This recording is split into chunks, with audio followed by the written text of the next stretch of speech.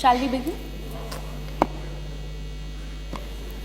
So resuming the session after small lunch break, I would really like to call Nausheen Khan from Aligarh.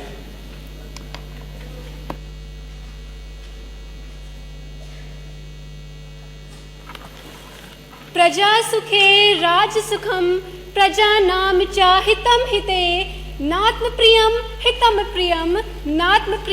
हितम हिते। आदरणीय अध्यक्ष महोदय, अतिथिगण और सब में उपस्थित मेरे साथियों, मेरा नाम नौशीन शान है और मैं अलीगढ़ मुस्लिम विश्वविद्यालय की छात्रा हूँ। और आज मैं यहाँ उत्तर प्रदेश के जिला संभल नोडल क्षेत्र अलीगढ़ से संविधान के 11 संकल्प, संवैधानिक मूल्यों पर मजबूती देने के प्रण पर अपने कुछ विचार प्रस्तुत करने आई हूँ।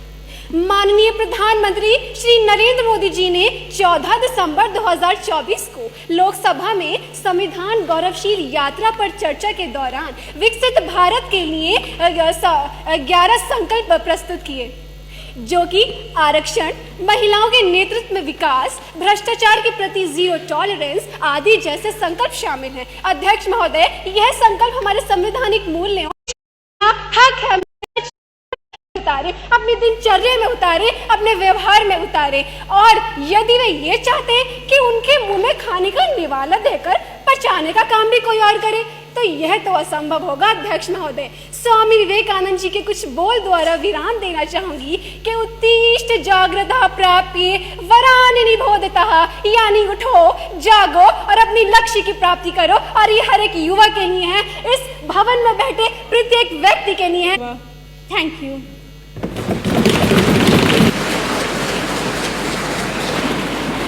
Following up next, we have Aishwarya Giri from Aligarh.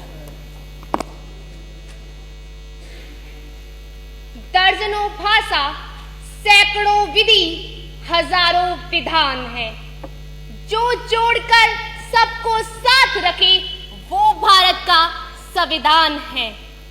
सभा में उपस्थित सभी विद्वत जनों को मेरा सादर प्रणाम। मैं ऐश्वर्या गिरी, नोडल केंद्र अलीगढ़ से। मेरा विषय भारतीय संविधान के 75 वर्ष अधिकार, कर्तव्य एवं प्रगति की यात्रा। आजादी। भारत में देश की आजादी के बाद भारत में देश की सीमाएं तो सुरक्षित थीं, परंतु लोकतंत्र के मूल्य को सुधारने के लिए भारत को चाहिए था एक समावेशित संविधान, जो डॉक्टर भीमराव अंबेडकर जी के नेतृत्व में 2 साल 11 महीने 18 दिन में बनाया गया और 26 जनवरी 1950 को लागू किया गया।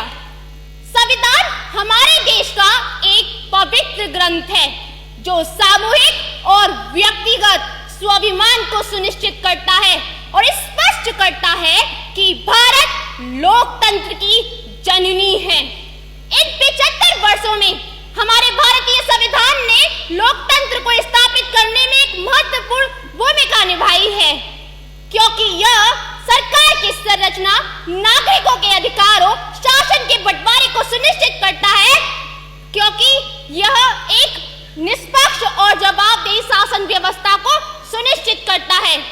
वो कहते हैं ना कि परिवर्तन ही जीवन का मूल मंत्र है। इसलिए समय के साथ साथ समाज भी बदलना चाहिए, कानून भी बदलना चाहिए और देश भी बदलना चाहिए। इसलिए हमारी संविधान सभा ने भी यह स्वीकार किया था और अनुच्छेद 368 के अंतर्गत हमारी संविधान सभा ने संविधान संशोधन का प्रावधान दिया था।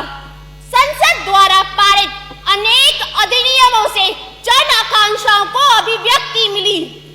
वर्ष 2018 में राष्ट्रीय पिछड़ा वर्ग आयोग को संवैधानिक दर्जा प्रदान किया गया।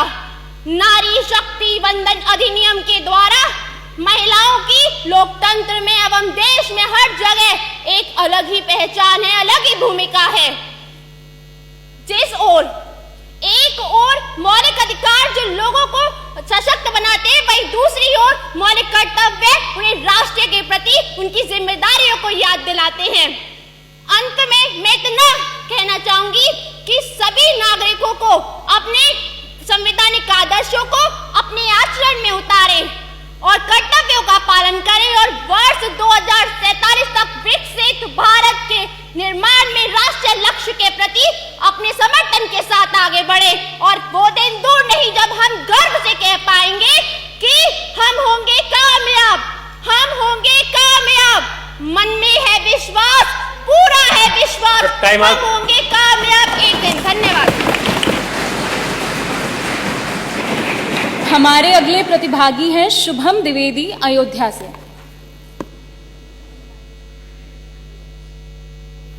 यहाँ उपस्थित सभी लोगों को मेरा नमस्कार। मैं शुभम द्विवेदी जिला अयोध्या से आपके बीच में आया हूँ और मेरा विषय